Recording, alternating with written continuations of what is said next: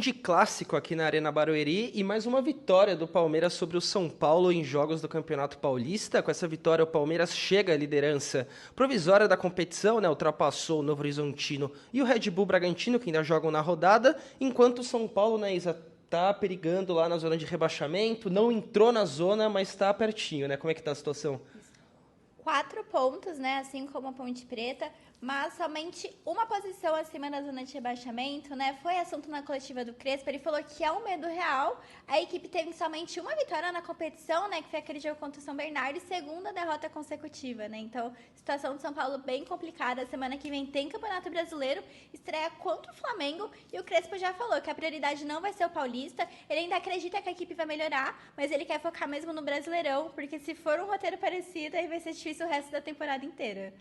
E agora do lado do Palmeiras, uma resposta rápida depois da pior derrota, aquela goleada sofrível do Palmeiras contra o Novo Horizontino, 4-0 para o Palmeiras, a pior do Abel Ferreira no comando do Palmeiras. Hoje, ele optou por colocar força máxima, né, tirando o Vitor Roque, que ainda está em processo de transição física. O time ideal do Palmeiras, Marlon Freitas já no meio campo, ótima tabelinha lá com o Andreas Pereira, que foram os dois motorzinhos do Palmeiras nessa partida. Então, o Abel Ferreira não perdeu tempo e disse que já está perto de ter o time ideal. Assim, claro, faltam algumas movimentações no mercado, a gente não sabe ainda ao certo o futuro de Veiga. O Abel deixou em aberto, comparou inclusive com a situação do Everton, num sentido, pelo que eu entendi, se o Rafael Veiga optar por pedir para sair, o Palmeiras não vai segurar o meio-campista, vai negociar, assim como fez com o goleiro. O Palmeiras tem uma prática assim, de alguns jogadores que já passaram bastante tempo, que já conquistaram muito pelo clube,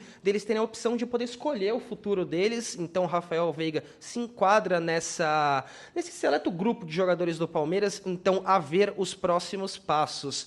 E no próximo final de semana, no próximo semana não, né? Na próxima semana já, na quarta-feira, São Paulo e Palmeiras estreiam. São Paulo vai ter uma tarefa duríssima contra o Flamengo. Como é que tá a expectativa aí? Complicadíssimo, né? Puxar um pouquinho também um gancho de escalação, o Crespo mudou o sistema tático esse ano, né? Ele passou um 2025 inteiro com o sistema de 3 zagueiros e agora ele tá tentando lá um 4-3-3, hoje a gente foi até em campo com 4-4-2, mas algumas questões que ainda vêm bastante à tona, né? Uma delas é a questão defensiva.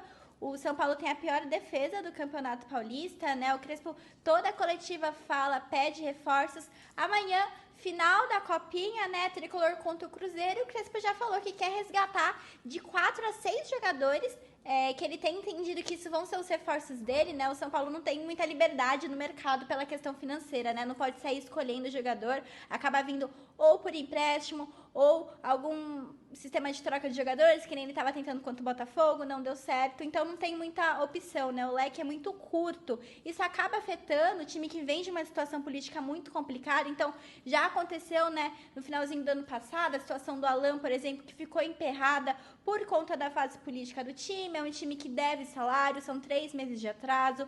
O Arrim Assis chegou a falar sobre essa situação, né? Disse que quer acertar essas questões, mas isso, querendo ou não, impacta. O Crespo também tem aquele probleminha no meio de campo, né? Precisa de um primeiro volante, de um camisa 5. Ele já sinalizou essa necessidade para a diretoria. Então, ele vai lidando com as peças que tem. Ele acredita que com a vinda dessas promessas de Cotia, a situação vai melhorar um pouco, mas uma pedreira pela frente, né? Vai encarar o atual campeão do Campeonato Brasileiro, o atual campeão da Libertadores. Um jogo em casa, né? A torcida tá bastante nervosa, tem vaiado bastante o time, inclusive as organizadas já estão formando grupos para ir cobrar os jogadores na porta do CT. Então, tem todo esse movimento de pressão, né? Com uma pressão tanto pelo lado político, que passou por muitas mudanças, mas também uma pressão olhando agora para o futebol, como se as desculpas tivessem acabado. O Crespo reconhece isso, ele disse que não está balançando no cargo, que o cargo dele está mantido, a diretoria também tem essa postura, mas é um São Paulo que pede uma reação assim imediata para descomplicar a situação no Paulista e também não começar um Campeonato Brasileiro já perigando também, porque essa temporada vai ser muito difícil, a briga contra o rebaixamento vai ser real, a gente já sabe disso, os jogadores falam bastante sobre essa questão. O Luciano chegou a dar uma entrevista muito forte no começo do ano, né, falando que ele acredita até que 2026 vai ser mais difícil do que 2025, então a temporada, assim, de muitos baixos do São Paulo. Não, e falando em pressão, é impressionante como o Palmeiras e o São Paulo conseguiram se colocar numa situação de chegar aqui nessa noite completamente pressionados de formas distintas, né? Então, o Palmeiras, após já o que a gente já comentou, da pior derrota na era Abel Ferreira, enquanto o São Paulo, em 4 rodadas, já está perigando de novo no rebaixamento, agora no Campeonato Estadual. Enfim, dentre as pressões, o que saiu daqui da Arena Barueri foi o aumento para o seu lado, né? Sim. E agora um pouco de alívio para o lado do Palmeiras. Então, voltando a destacar o que a Isa já falou, Campeonato Brasileiro, o ano passado foi muito forte, o Flamengo foi campeão com uma pontuação muito alta, então qualquer ponto interessa, qualquer ponto vai ser útil para essa sequência, seja para o Palmeiras na luta pelo retorno do título, né, o 13º título brasileiro do Palmeiras, ou pelo São Paulo, quem sabe assim já começar se distanciando de uma eventual zona de rebaixamento para depois tentar alçar voos maiores na competição. Então, me despeço daqui, um abraço para vocês, até a próxima, acompanhe o Lance, aquele www.lance.com.br/Palmeiras do meu lado, /São Paulo da Isa, e também nas redes sociais com alguns detalhes de pós-jogo para vocês. Valeu? É isso. A gente traz todas as informações de mercado, lado político do São Paulo também, que tá dando o que falar, né? Chegadas, saídas. E ficar de olho que a sequência não vai ser fácil, mas a gente acompanha tudo. E se a torcida do São Paulo quiser uma boa notícia, liguem a TV amanhã, viu? Que as crias lá de Cotia podem garantir o primeiro título do São Paulo. Não é o ideal, mas assim, levantar a taça é sempre bom, né? Já é uma sensação de alívio, né? A equipe de Alan Barcelos que chega muito bem. É o grande destaque, né, dessa copinha. É o time favorito.